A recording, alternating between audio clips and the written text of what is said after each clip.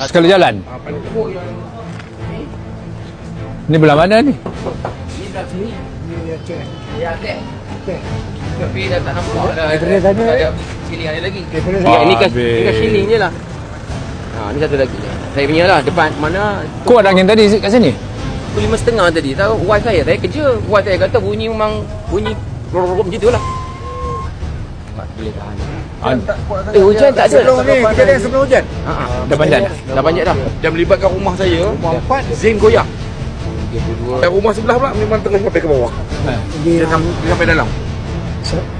Dia akan kojak apa ni? Okey, habis 50. Rumah Awak dia saya ni baru. kali kedua ni. Ya. Bulan 1 hari tu, kena kat belakang. Jadi kat Meru.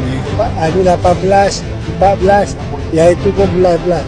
Dia yang rosak ni, rosak tercabut ke ataupun kena peluru pandu? Cabut dan peluru pandu. Peluru pandu. Peluru kuping tadi. 45. 45. Ambil 45 kan.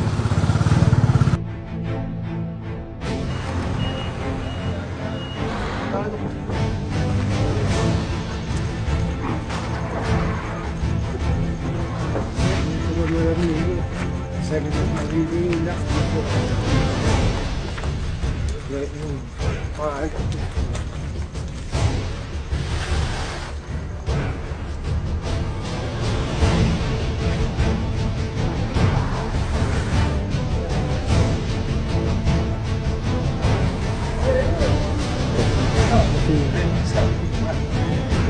Terima kasih.